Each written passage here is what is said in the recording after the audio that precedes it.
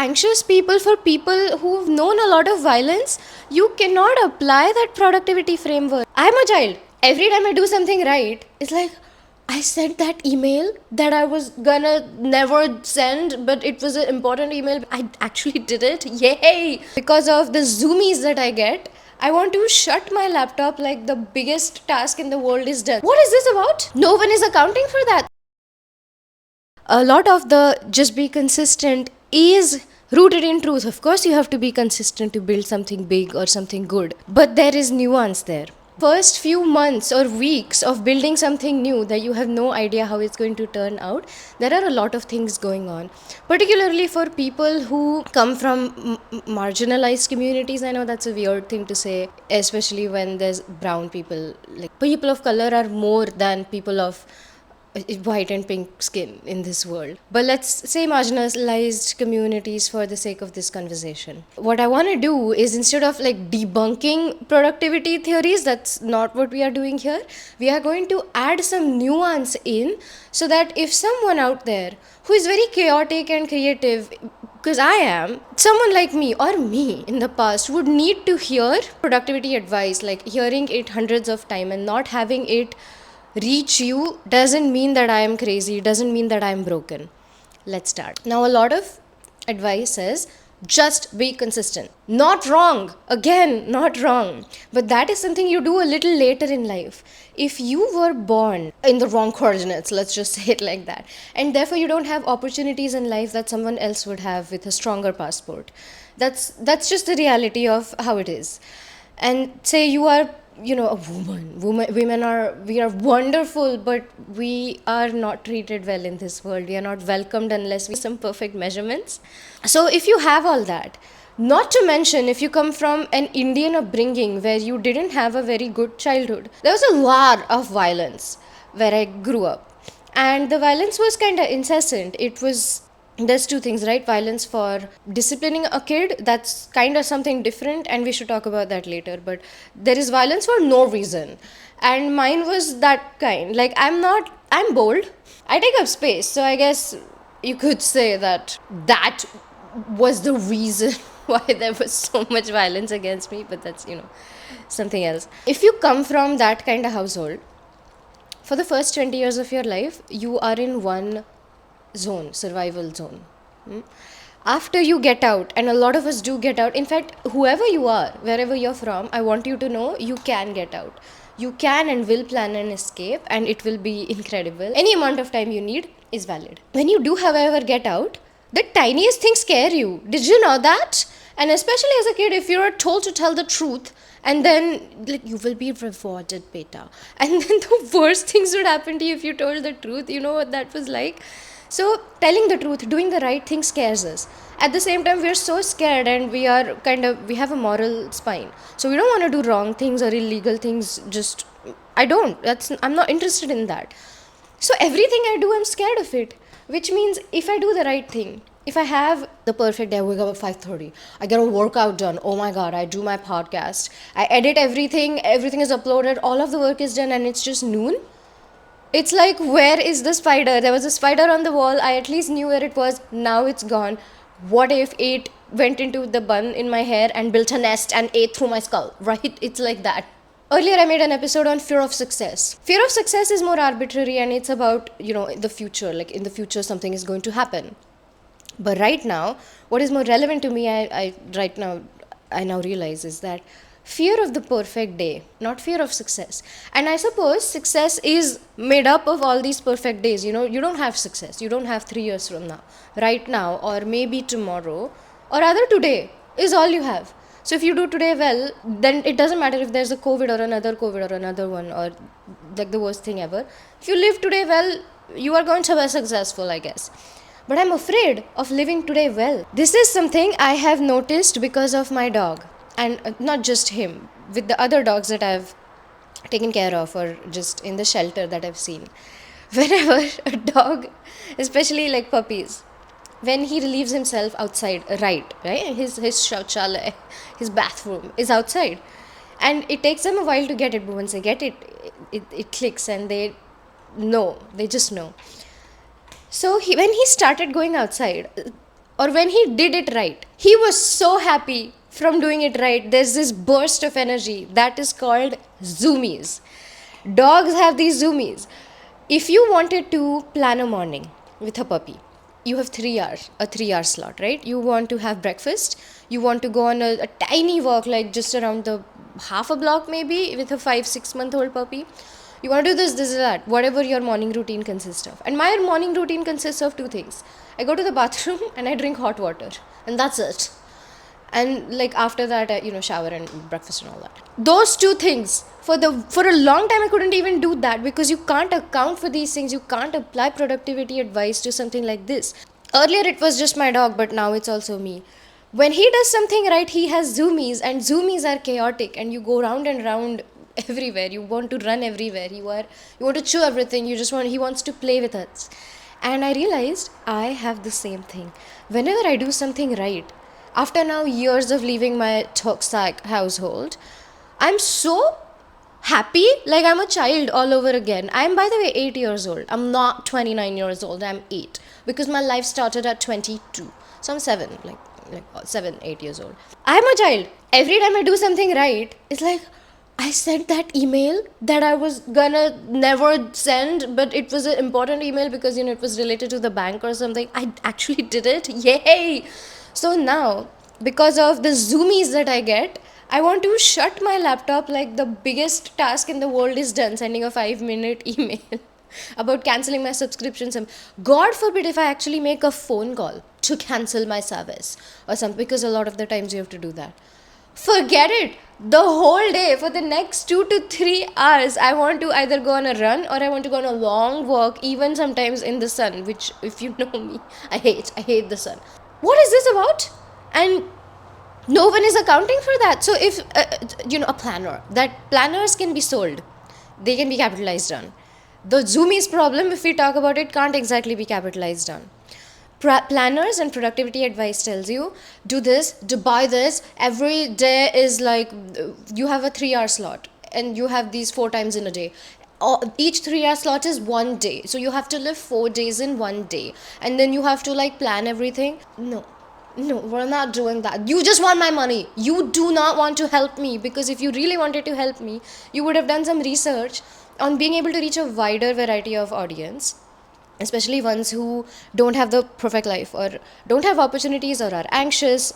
My anxiety is not just from where I live or the situations I'm in, it's generational. My parents, my grandparents passed. My grandparent has to take medication. It's that bad. It's bad. Okay, it's bad. It's bad. So for anxious people, for people who've known a lot of violence, you cannot apply that productivity framework. All you want to do when you do one thing right is run around, and you're happy, and you want to have coffee, and you want to have an ice cream or something, and then the coffee rush or the ice cream rush or the sugar rush from that. What productivity framework in the entire world accounts for the Zoomies problem? Tell me that. Now, I'm not saying again that the productivity frameworks are bad. Just be consistent isn't bad advice. Plan 10 things in your morning before noon hits. It's not bad advice. The problem is... Sorry, I'm crazy. I will do accents, okay, for fun. It's who I am. I am bold, I guess. And I was beaten a lot for my personality, and me, like, I was hard to love, right? Now I'm a menace. The point is, you can't plan 10 things in a row. Once you do that and you fail at them, and then you feel like, am I setting myself up for failure, or am I broken? Because everyone out there, every successful person is telling me that I shouldn't be, that I should have completed 3 to 5 things by now this morning. But I'm not able to. All I want to do is just rejoice in the fact that I did one thing right. Well, it takes time for people like us. And slowly, it doesn't mean that you won't build something that you're proud of. You will do the thing that you really want to do. Absolutely. You will get there. It just takes time for people like us, because of what has happened, because of what we've been put through. And I know it's unfortunate. It's the worst. Like, why? I already have melanin in my skin. People hate that. People hate the coordinates of my birth or the color of my passport already. Leave me alone. Why is it still hard? All I want to do is some good thing, but it takes time. So the first few months or weeks or maybe even years, can take a while for it. But what I've known is once I identified this Zoomies problem, I got better at being able to manage it because now I knew what to look for. Now I wasn't surprised when the Zoomies came because I know when I send that email, I know that I'm gonna want to not go on a run, but like I'm going to be very happy. I know that when I have my coffee or something, the kind of high that I get from having cancelled a subscription service or from doing the right thing, the boring bureaucratic documentation thing. I know I just want to exist, which means I can account for it and not plan certain things in my day right after I've done an important task. Which means earlier I was expecting to just do things linearly in one single fashion without accounting for the Zoomies. I was going against it. If you go against a wave, it hurts. Have you done that at a beach? I have tried it for fun. I once went against a wave because I was like, and I got slapped by the wave. Then I stood very still, like, I'm gonna grit my entire body and I'm just going to, this wave can't get the better of me, but it hurt. Then later, I kind of just went with it. Like the wave came, I walked with it and it didn't hurt. I was like, cool, I guess I know about life now. That's why I'm telling you this. If you know that the Zoomies are going to happen and you stop treating it like a problem, like something that is wrong with you that needs to be fixed, it doesn't need to be fixed. You have a different baseline for doing your work and you will get things done. We have to spread awareness for people who are anxious and unfortunate and have known a lot of violence in their childhood. I once talked about this story in one of my earlier podcasts. I'll briefly mention it again before I close.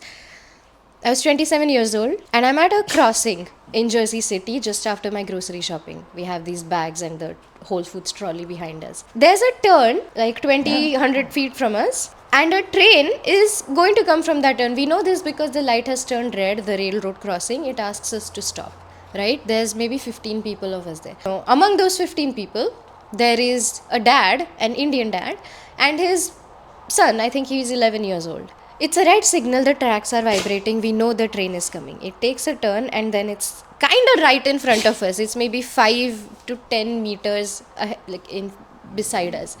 This dad decides that he has to cross the road, oh my god.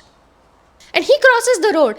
Like he starts to go, it's a red signal, the bells are ringing, the train is right there, but he decides he has to go. He almost crosses the road, he's shouting or saying something for his kid to cross, but his kid doesn't listen. Why? Because maybe the train is coming, so it's loud, so I'm not sure what's happening. The kid doesn't cross because it's against the rules to run a red like that. It's stupid. The train is right there, you could die. And the dad, in the middle of the tracks, he looks back, he realizes his son isn't joining him and he goes back. Now, any sane person, after having a near-death experience like that, would evaluate their life choices, or so you would think, right? This dad, well, he's an Indian dad and it shouldn't matter, but I know what that means and I've experienced it and I know what's about to happen. I wish that I could say I didn't know what was about to happen, but I knew it because I saw the look in his face. In the middle of the street with 15-20 people around him, the dad started shouting at his 11-year-old boy, like, why did you do that? You are so stupid. Why didn't you join me? We could have gone there. Now we have wasted 5-10 seconds because of you. The boy did one right thing and he got rewarded for it with this. Not just a lot of profanity and a lot of loud, rude reprimanding, like reprimanding is a light word, but it was in front of all these people for more than 2 blocks. I had to turn after that, so I don't know. And I could tell it's a daily occurrence. It's for people like that. You do the right thing, you're told that you're wrong. So as an adult, you're going to be dysfunctional for a while. And productivity advice usually comes from people who were confident all their life. Therefore, they built something kind of easily. The opportunity is available to them. And now they don't always know to account for these because people like us, we weren't able to gain the confidence to make something, to then talk about our experiences. I mean, yeah, we are. Now Indian people are doing that. But that confidence disparity between races or between people of privileged communities versus marginalized communities, that is a real gap. The more we tell our stories, the more we take that narrative in our hands. It's more like validation. I'm not crazy for having these zoomies. I'm not a dog, but I'm primitive because I'm a child right now.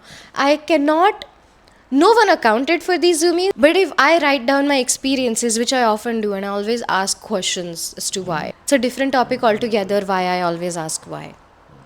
But I asked this, and now I have accounted for it, and it's my responsibility to share it with the world, because I know there are people who need to hear this. You will get there. You will get to the steady state, which is, in my experience, a stage 2 of creating things and being consistent. But the stage 1 is chaotic, and the next episode I want to make is going to be with a wave, with a graph that I have of what that stage 1 and stage 2 looks like. So my puppy is very angry. He needs me to pet him, but he needs me to look at him because he needs to know he's the center of attention. And he somehow knows that I have used him and his zoomies as an example for this episode today. So I better give him the time he deserves because he gave me content, I suppose. Before I forget, I also want to mention one thing. Yeah, cycle. There is another phenomenon here that I'm now realizing. I go looking online for advice a lot because I can't find that with the elders in my life. The elders in my life, the few times I have asked them, they have also said something similar to what a lot of people online have said. And online I found videos of an old man, a middle-aged white man, a young 20-year-old white man. And these are excellent speakers, and they seem to be really kind people and intelligent people, so well spoken. They all talk about being consistent. So I've heard this advice like 20,000 times by now. But somehow, logically, intellectually, my brain knows be consistent. But as it turns out, my body doesn't understand it. My nervous system has a lag with what my brain knows. And that's just what happens for people like us. I would be remiss if I didn't mention that. It's important to be talked about. That lag can be closed by a lot of things. I'll do another episode on it. But it's like, just because you know doesn't mean you understand. Doesn't mean you understand it fully in your body. It takes time, and this is one of the reasons why for a long time you feel like a child, because you're learning about life all over again and you discover this problem of zoomies.